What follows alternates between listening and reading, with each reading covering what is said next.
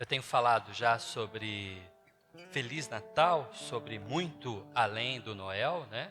Essa a temática que foi durante o. Começamos em novembro, aí pulamos alguns domingos por causa de alguns interlúdios necessários. Um deles foi uma chácara muito boa, que a gente passou um dia todo em comunhão com toda a igreja, com todos aqueles que puderam.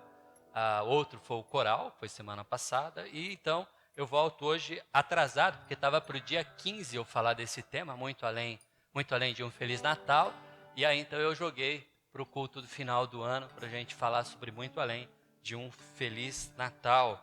E aí talvez você já esteja pensando, pastor, vai falar muito além de Feliz Natal já passou. E eu pensei comigo, mas vai ser perfeito isso, porque é justamente isso que eu quero dizer. O Natal não passou, o Natal ele continua existindo. Henrique, eu vou precisar da sua ajuda hoje, tá? Você vai me ajudando aí? Pode avançar. Vamos lá. A gente tem falado sobre coisas de Natal, falamos um monte delas, né? A gente praticamente colocamos a uva passa em xeque aqui, de tanto que a gente falou mal dela, né? Principalmente nos domingos que a minha esposa não estava, em que eu cantei da metralhadora de uva passa, né? Ela vai ter que ouvir o áudio para descobrir o que é a metralhadora de uva passa. Mas o fato é, e eu queria lembrar de uma outra coisa de Natal hoje, já que a, o tema é esse, uma coisa muito comum de Natal. O que acontece quando a gente vai aos lugares no período de dezembro e a gente está indo embora e vai se despedir? Feliz Natal. Tá aí. Feliz Natal. Como assim Feliz Natal? Eu fui comprar alguma coisa, não lembro o que era essa semana, e foi gasolina. Eu tinha ido abastecer o carro. E aí o frentista pegou o cartão, tal, passou, tirou a notinha. Aí ele foi me cumprimentar, ele falou para mim assim: Feliz Natal. Desculpa, Feliz Natal não, é Feliz Ano Novo. Aí eu voltei para casa pensando, por que não Feliz Natal? Porque já era dia 27 de dezembro? Não pode mais dizer Feliz Natal? A gente tem que esperar até chegar dezembro do ano que vem para começar a falar Feliz Natal para as pessoas. E a pergunta é, então, o que significa dizer Feliz Natal? O que você quer dizer quando diz Feliz Natal para as pessoas? Ou o que as pessoas querem dizer quando diz Feliz Natal para você? Uma ideia bem simples. Come bem e dorme tarde. Basicamente é isso, porque quando chega na véspera do dia 24 para o dia 25 de dezembro, a gente reúne todo mundo e come bem e dorme tarde. Basicamente é isso. Ou talvez, a gente queira dizer subliminarmente, Feliz Natal seria, espero que você se dê bem no amigo secreto. Porque quem é que não volta, quem é que nunca perdeu uma amizade por causa de um amigo secreto, né? Você compra lá um perfume caro, né, e ganha um jequiti. Amigo secreto de meia, né? Você vai lá, compra uma meia da Phuket. Falei certo? Phuket? Hã? Phuket? O T não pronuncia, é francês, né? Phuket. Essa é chique, aprende essa. Você compra aquelas meia bonitinha tal, né? E a pessoa vem e te traz, né, uma meia daquelas de catálogo da Wish, né? Que nem chegou, né? Você só ganha o cupom, porque demora 3 meses para chegar. Demora 3 meses para chegar. O que significa dizer Feliz Natal? O que você quer dizer para as pessoas quando você diz, tenha um Feliz Natal? Praticamente, boas festas, talvez? É interessante, filmes que retratam sobre o Natal. Eu assisti um mês atrás, ou um pouco mais, o Shrek, o Natal do Shrek, né? Aí eu fico pensando como é que seria o Natal no Shrek, que retrata um período talvez medieval.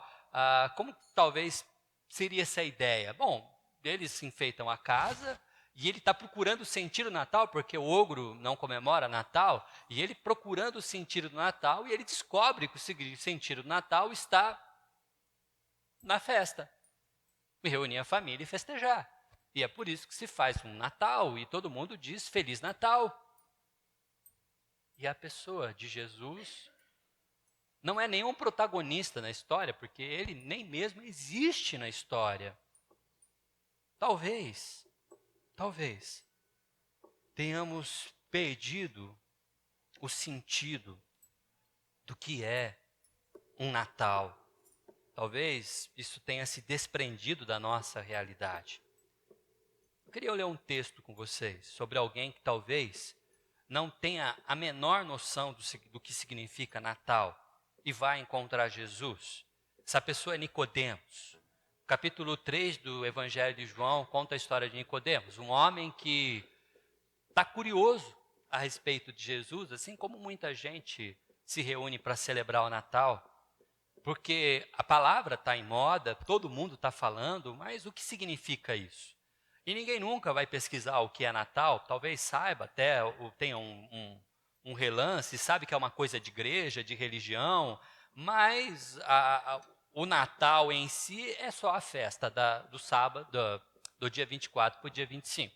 É apenas isso, uma festa que acontece uma semana antes do Ano Novo. E isso é o Natal, e está muito bom. Mas se talvez alguém fosse curioso como Nicodemos, talvez um pouquinho desajeitado, constrangido em talvez entrar nesse universo, apareça numa igreja, num domingo qualquer, talvez no dia da cantata, talvez no dia de algum evento, para tentar descobrir o que é o Natal. E Nicodemos faz exatamente isso. Ele vai tentar descobrir o que é Natal, e ele vai encontrar Jesus. O texto de João vai nos dizer que ele vai na calada da noite, escondido. Ele não queria ser visto, o que vão dizer de mim, se me virem com Jesus. Assim como muitos, quando vão à igreja, também vão, às vezes, meio sem jeito.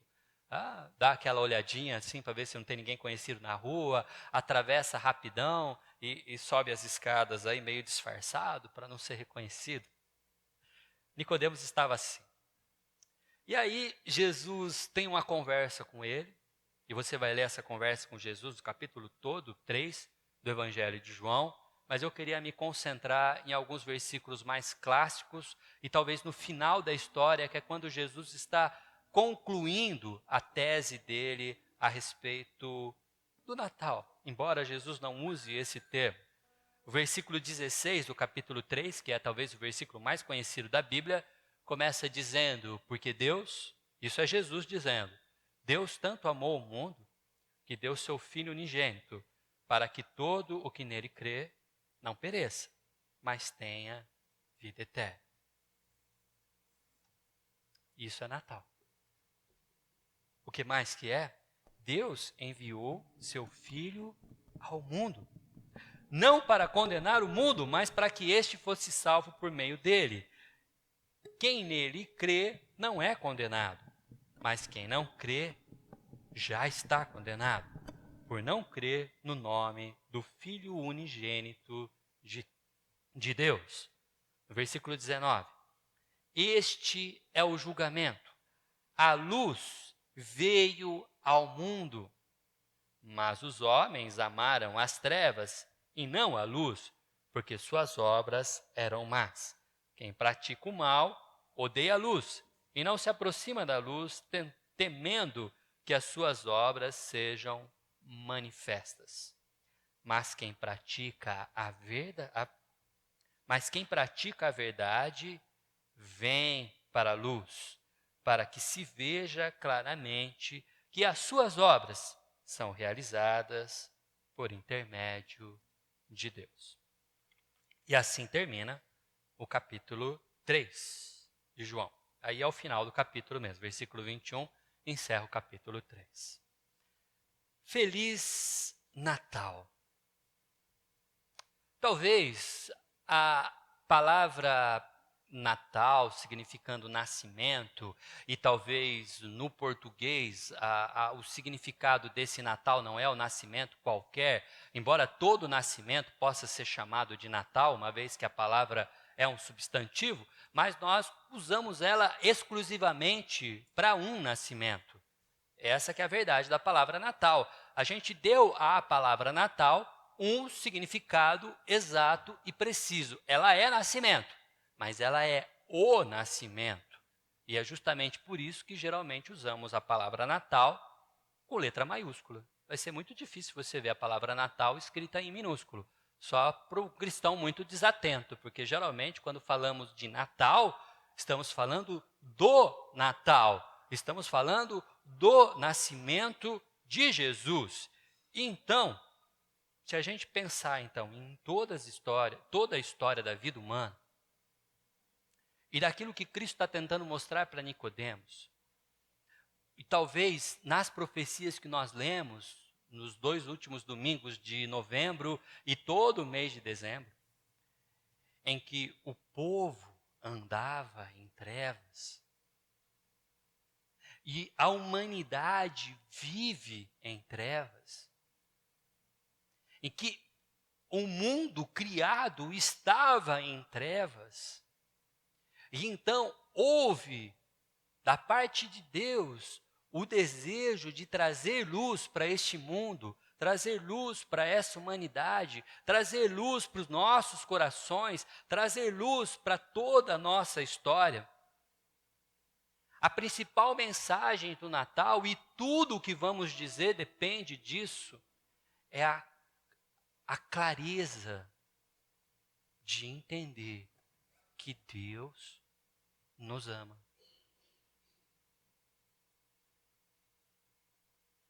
E o amor de Deus é algo que a gente não consegue compreender. Avança para mim, Henrique, no próximo. Deus nos ama. Isso significa Feliz Natal. Talvez quando você... Pode avançar, tem um Feliz Natal, é isso. Talvez quando você diz para alguém Feliz Natal, a principal coisa que você quer dizer com isso, ou deveria dizer, ou devamos dizer é: Deus te ama. E este nascimento só pode ser feliz, só pode ser alegre, só pode ser reluzente, só pode ser especial, porque ele significa Deus te ama, Deus tanto amou ao mundo que enviou o seu Filho, Natal. Ele nasceu por um simples motivo: Deus ama a gente. E eu sei que falar de amor é um negócio complicado. Você, com certeza, quando estava no colégio, no ensino médio, estava no ensino médio, você talvez tenha se apaixonado por alguma menina muito bonita, os homens. As meninas também podem ter se encantado por algum rapaz bonitão. E de repente, você olha aí numa festa que você foi lá da escola, junto com outros amigos, e você reparou que aquele rapaz bonito, aquela menina maravilhosa, estava namorando alguém completamente ridículo. E aí você para pensar, como pode um negócio desse? Ela é tão linda. Tão linda, tão linda. Não quis sair comigo? Tudo bem, eu era feio para Dedéu. Nossa, era muito feio. Eu era magrelo, eu tinha uma voz horrível, fina, aguda, estridente. Não era à toa que meu apelido era mosquito elétrico. Comigo não ia mesmo sair. Mas saiu com alguém pior que eu? Como assim? Isso é muito azar. Ia para as brincadeiras dançantes e ficava dançando com a vassoura, só porque a menina não ficava perto de mim. E eu não entendia. Como ela pode sair com um cara tão horrível, tão feio, trata ela mal, ogro, e eu todo gentil, todo sensível, o cara bocudo, esquisito. Mesma coisa a menina, às vezes, né? Ou o rapaz, né? Namorando uma menina que não dá nem aí, não tá nem aí para ele, sabe? E você toda amável, toda gentil, se oferecendo para fazer a redação de português para ele, passar limpo o caderno dele, e ele aí pisando em você, né? A gente não entendia. Agora imagina entender um Deus soberano, poderoso, criador de tudo que existe, amando pessoas como eu e você, que não merecemos. Não conseguiríamos fazer por merecer, mas nem fazemos por merecer também. Estamos longe de ser alguém adequado. Estamos longe de ser alguém próximo daquilo que Deus desejaria. Não somos o que ele queria, não somos de fato. Mas ele te ama. Mas ele ama você a ponto de dar a vida por você. O conceito teológico de salvação é muito curioso. Ele não é universal. Não é. Somos presbiterianos, calvinistas. O nosso conceito de salvação não é Deus salvou o mundo inteiro. Não porque ele não queira, não porque ele não pode, ele simplesmente não salvou o mundo inteiro. Isso é um problema de Deus. Pergunta para ele quando você chegar no céu. As pessoas, mas como, pastor? Falo, a Bíblia deixa isso para a gente e ele explica para você quando está no céu. Mas o lado positivo disso é que a salvação é individual. Ou seja, para entender o que significa isso. Imagine que Adão e Eva não tenham pecado no paraíso. Tiveram filhos, Abel e Caim. E Abel e Caim também não pecaram. Tiveram filhos, que também não pecaram. E tiveram filhos. E a terra foi se enchendo. E todo mundo não pecou. Igualzinho Deus queria. Do jeito que ele sonhou e do jeito que ele desejou. Até chegar hoje. Estamos nós aqui no Brasil e ninguém nunca tinha pecado. E o mundo é um grande Éden. E daí você, em 2019, talvez não fosse 2019, seria uma outra data, mas você, agora, no tempo de hoje, quando o universo inteiro, com seus 7 bilhões de habitantes, ninguém tinha pecado, você peca. E você é expulso do paraíso. Não sei para onde você iria, porque o mundo inteiro já está tomado de gente, mas vamos lá, você ficou aí isolado. Sabe o que iria acontecer? Por causa apenas de você, só de você, Deus enviaria o seu filho ao mundo para morrer no seu lugar. É isso que significa salvação individual. Deus não amou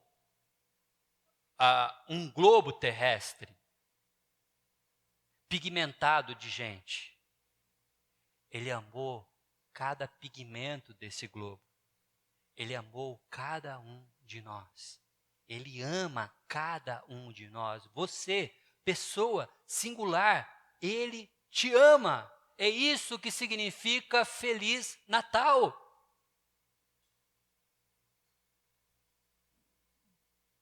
Não sei se você já foi num show de rock, mas às vezes o pessoal vai lá no palco, lá, tal, né? Um show de música qualquer e fala, eu amo vocês, né?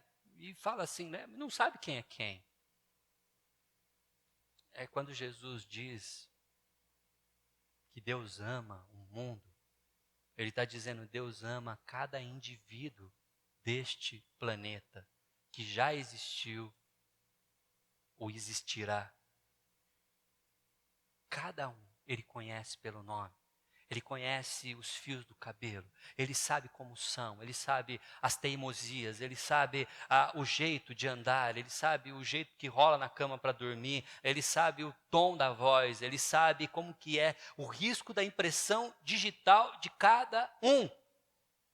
E ele ama individualmente. Isso é um Feliz Natal.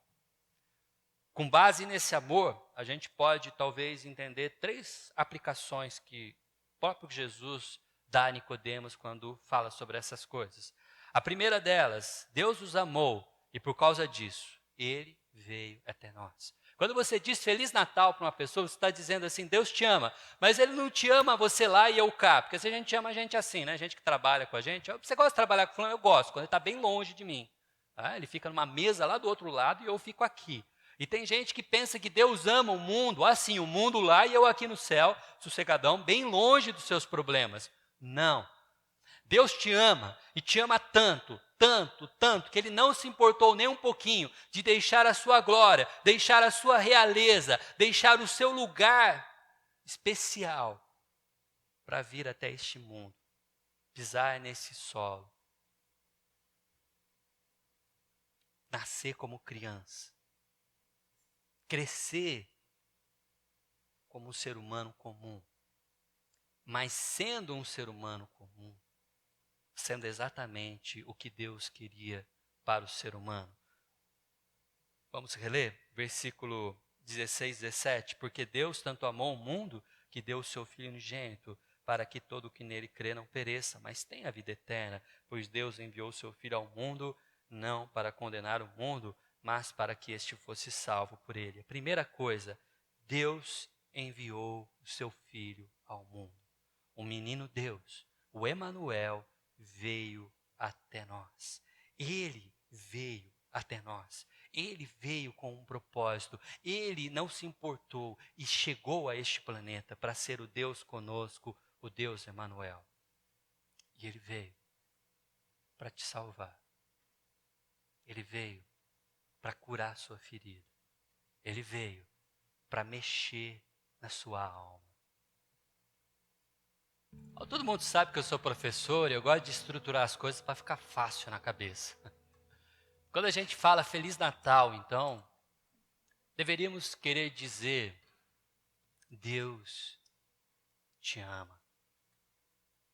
E a questão é, de que forma Deus te ama? Ele não te ama longe. Ele te ama vindo até você para te salvar. Ele te ama nos perdoando. Ele nos perdoa. Olha o que diz o texto seguinte. Um que a gente já leu, que é o 17 e o 18. Pois Deus enviou o seu Filho ao mundo, não para condenar o mundo. Ele não veio para condenar. Estava tudo errado.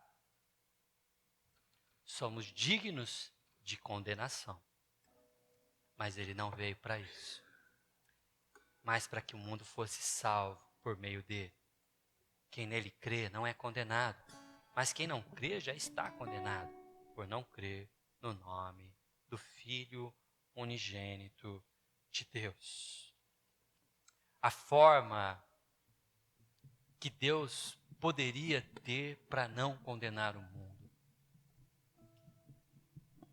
Como fazer isso?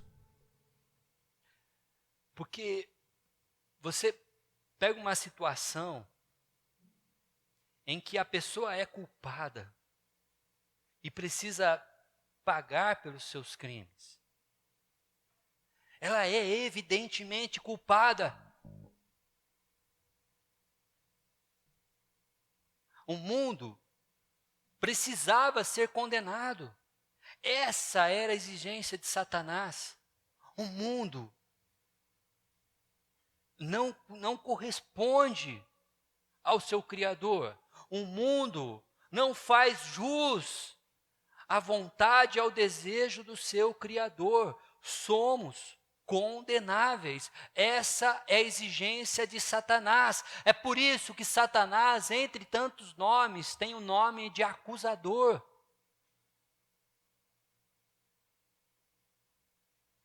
E diante de Deus, ele aponta o dedo para cada um de nós e diz: é culpado. É culpado. É culpado. Todos pecaram. Todos são culpados. Só havia um jeito. Só havia uma maneira de alguém pagar pelo nosso erro. Alguém pagar pela nossa culpa. Como Jesus faz isso? Através do perdão. O perdão. Ele nos amou tanto que veio até nós. Mas ele poderia só vir até nós, passear aqui na terra, voltar para casa, para o céu e dizer: pai, tá complicado lá, não tem jeito mesmo. Então ele fez algo inesperado. Depois de andar, nos conhecer, e ter certeza de que não somos mesmo merecedores, Cristo, na sua eternidade, no seu coração, decide nos perdoar. Perdoar você do seu pecado. Perdoar a mim do meu pecado. E Ele tem que fazer isso de uma forma muito significativa e sangrenta, pois a morte de Jesus foi dolorosa, foi sangrenta, foi violenta, foi humilhante. E entre todas as coisas que foi tirada de Jesus, talvez a sua dignidade humana, expondo Ele nu, espancando Ele, a sua civilidade, tratando Ele como um bandido, como um qualquer.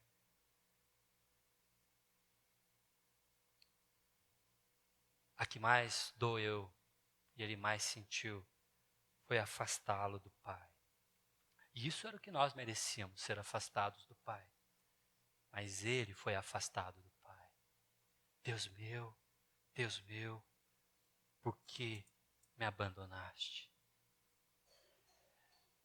E nós não fazemos ideia do que é isso, porque já nascemos em pecado. Mas ali Jesus sentiu, pela primeira vez em toda a sua história divina, em toda a sua eternidade, o que foi ser afastado do Pai.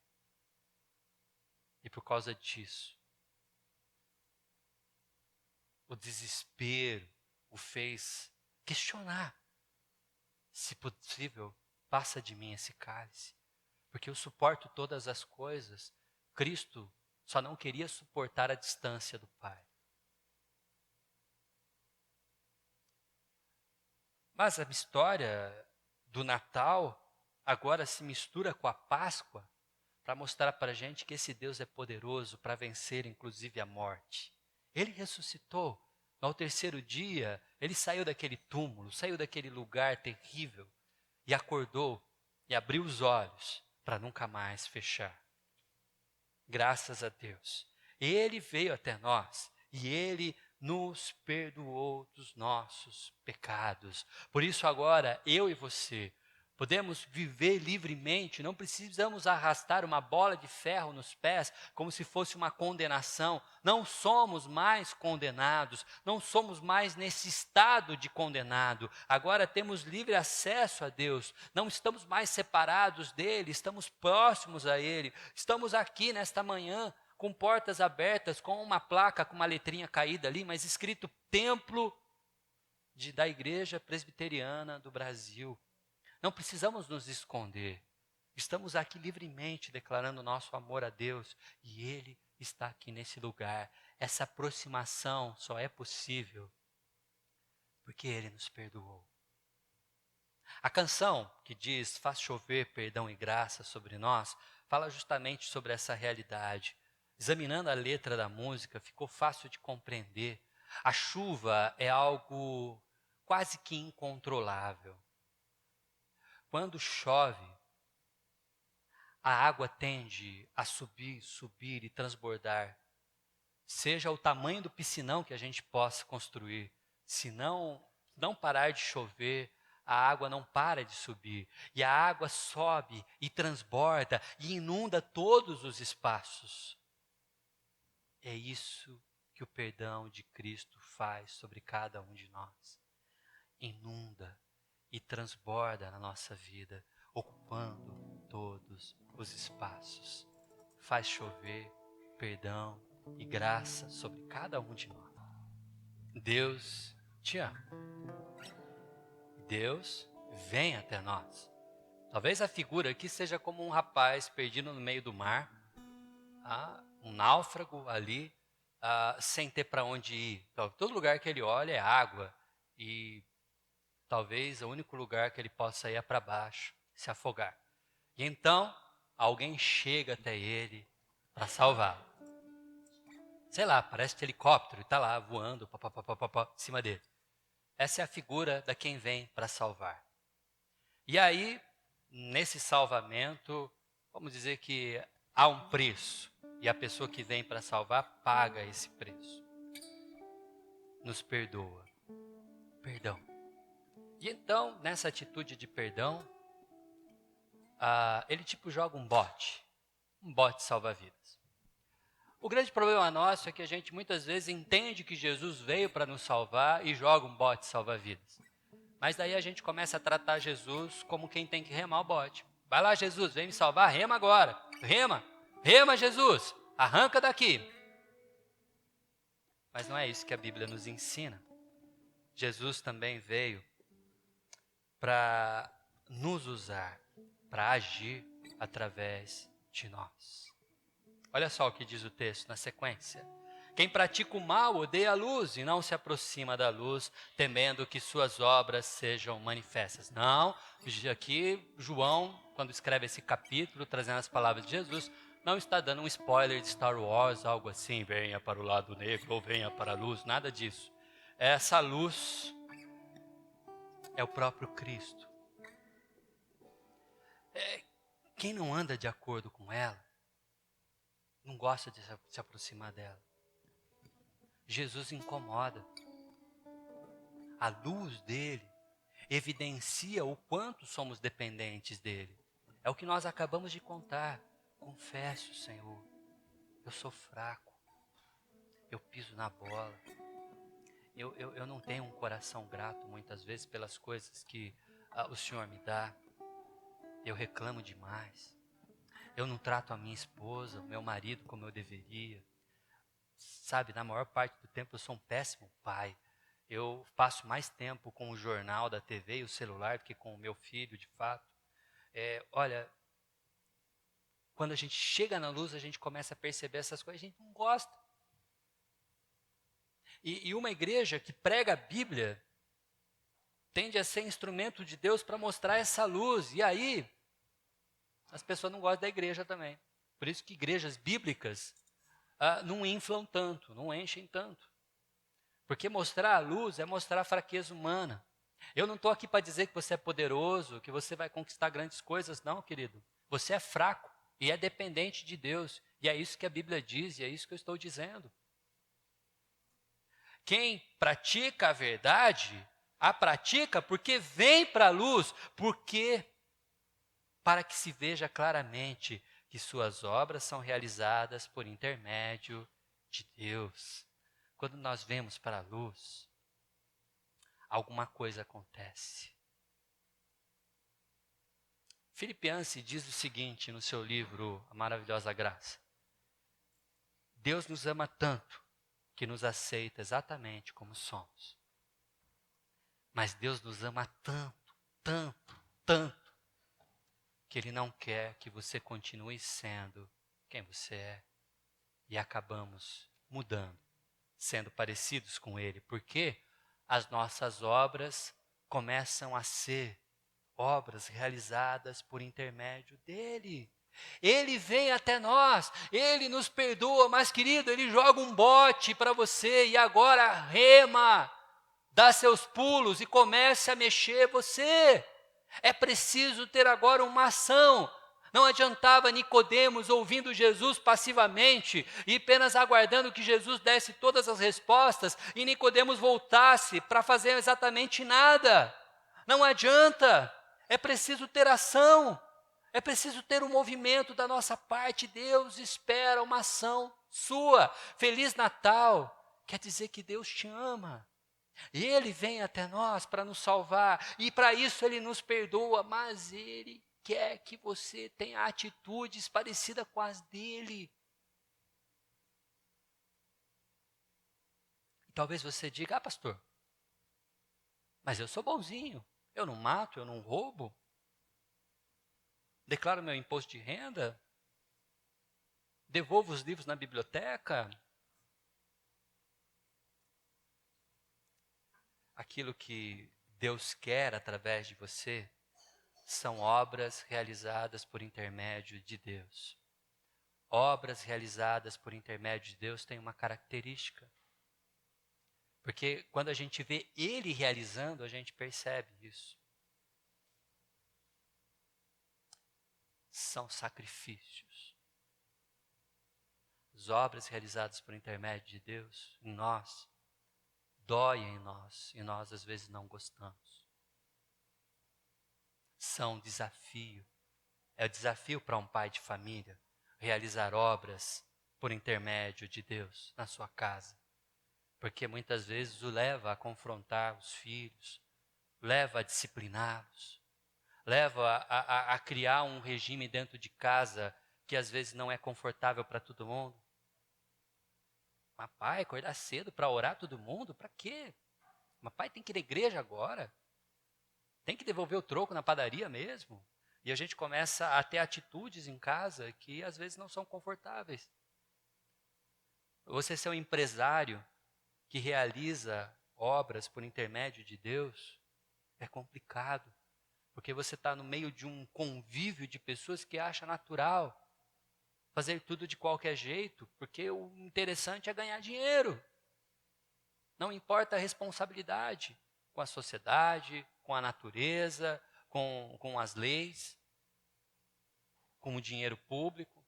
Ser um político que tem as suas obras claramente visíveis, porque são realizadas por intermédio de Deus, é difícil.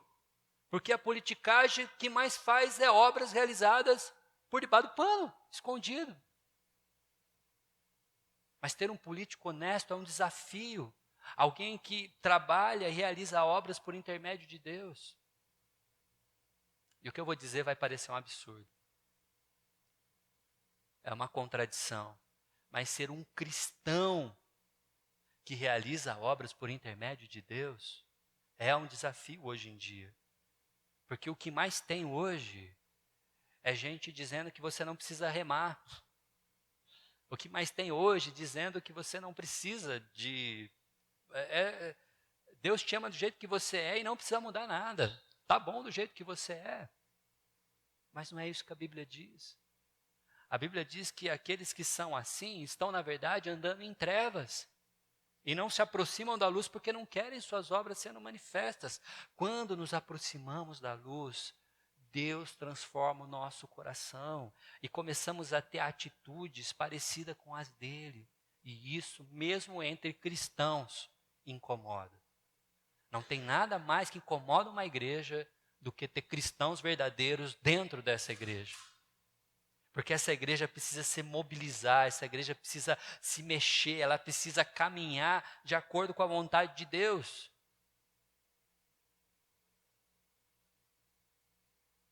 Por isso esse é o desafio.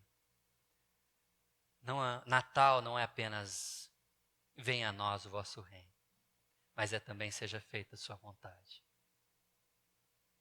Ele te ama, por isso ele veio até você.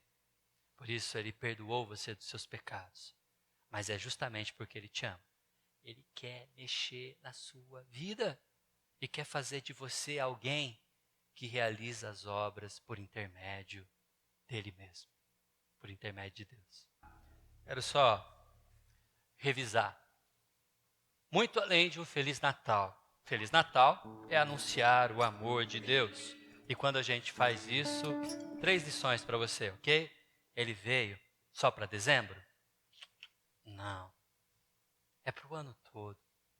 Diga Feliz Natal de boca cheia em abril, em fevereiro, em agosto. Diga que Deus ama as pessoas. Ele veio para nos salvar. Reconhecemos, talvez, a necessidade de perdão. Lembre-se, o exercício da contrição faz parte do exercício espiritual do cristão. Você lê a Bíblia, você ora, você precisa de constante arrependimento. Lembre, você não dá conta. A mensagem do Natal é a mensagem de um Deus que veio até você porque você não dá conta. Precisamos dele. E por fim, temos refletido a sua luz. Olha que interessante, o texto de João 3 fala de Nicodemos, que veio escondidinho procurar Jesus. O Evangelho de João, capítulo 19, vai mostrar que quando Jesus morreu, Nicodemos apareceu junto com outro amigo dele, judeu, que comprou um lugar para enterrar Jesus. E Nicodemos esse que foi comprar o local, José de Arimateia, né, estava acompanhado de Nicodemos, aquele que antes tinha visitado Jesus à noite. Nicodemos levou cerca de 34 quilos de uma mistura de mirra e aloés. Nicodemos vai junto com José de Arimateia agora. Não para sondar Jesus, não curioso para saber quem ele é, mas a oferta que Nicodemos traz na morte de Jesus eram especiarias usadas para cuidar do cadáver de reis, de príncipes, de pessoas importantes. Nicodemos agora chega ali, uma humilde oferta, mas que dizia que Jesus era rei em sua vida, era Senhor em sua história. Assim, Nicodemos veio para a luz. Nicodemos começa a ter atitudes que dignificam o nome de Jesus. Amém?